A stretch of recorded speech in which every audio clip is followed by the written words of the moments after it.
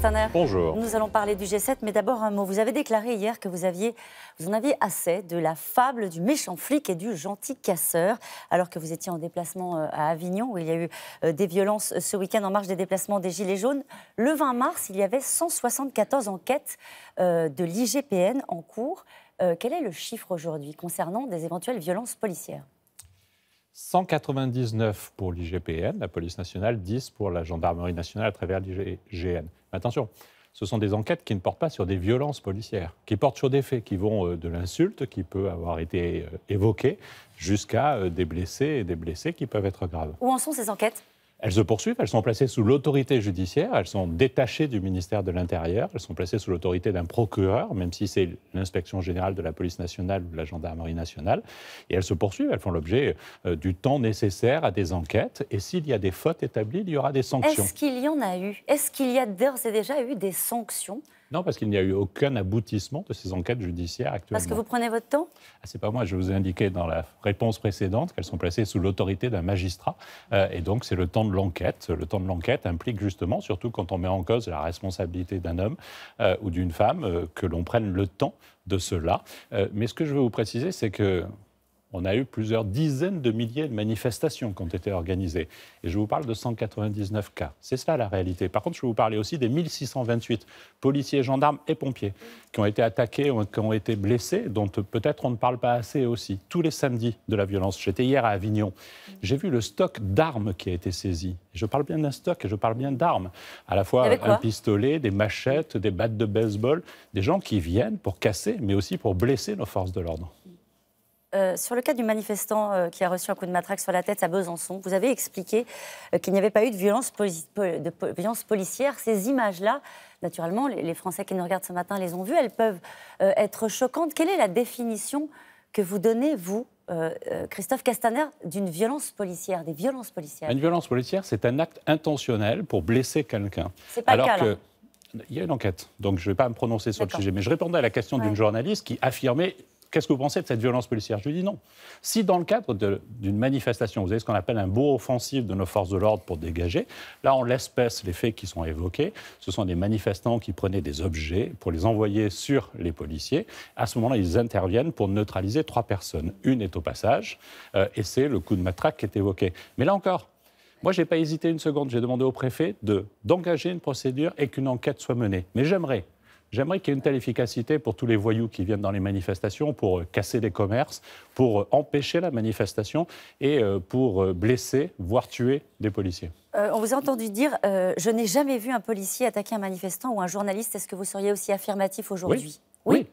Bien sûr que oui, parce que... Peu importe le résultat des enquêtes, en réalité. Non, mais attendez, vous faites une vraie différence entre des gens qui peuvent être blessés. Et j'ai toujours dit qu'un blessé, qu'il est un gilet jaune ou un képi bleu, c'est un blessé de trop.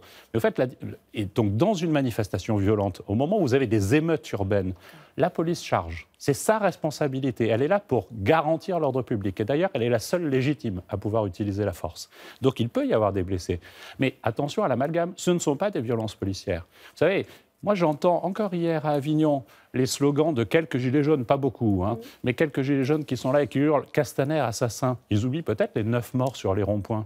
J'étais à Avignon, j'ai en tête cette maman à Arles qui a vu son fils mourir dans un rond-point inorganisé et elle a été très touchée de voir ensuite les gilets jaunes récupérer la mort de son fils et défiler avec le nom de la mort de son fils, alors même qu'ils sont responsables.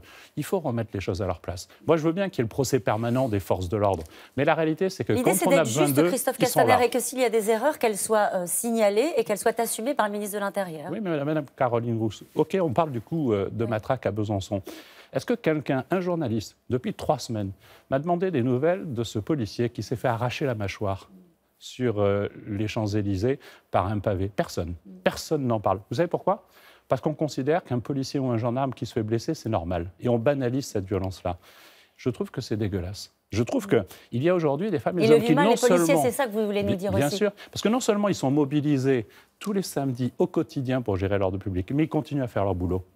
Hier, à Avignon, je les ai salués aussi pour avoir démantelé un réseau de trafic de drogue assez spectaculaire, pour avoir enquêté sur 5 morts, parce qu'il y a eu 5 morts sur Avignon, des règlements de compte, et ils ont enquêté, et ils ont arrêté du monde. Ils font leur travail, ils peuvent faire des fautes, et les fautes doivent être sanctionnées.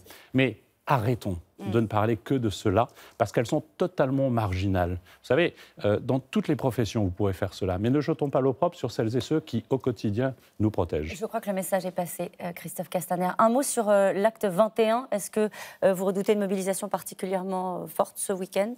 Non, la violence forte, oui. Mais la mobilisation, elle est faible. On le voit de semaine en semaine. C'est peu de monde qui manifeste en France. Et pourtant, systématiquement, des tentatives, des volontés de violence, à Paris comme ailleurs. Et si les forces de sécurité n'étaient pas là, vous savez très bien ce qui se passerait. Paris va bientôt trembler. C'est le mot d'ordre pour samedi.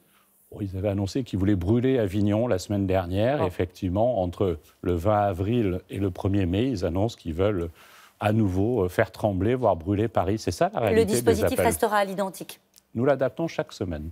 En fonction de quoi, par exemple? En fonction des informations, des renseignements que nous avons, parce qu'il faut être mobilisé partout en France, en fonction des évolutions de ce mouvement qui, dans les manifestations, n'a toujours qu'un seul but.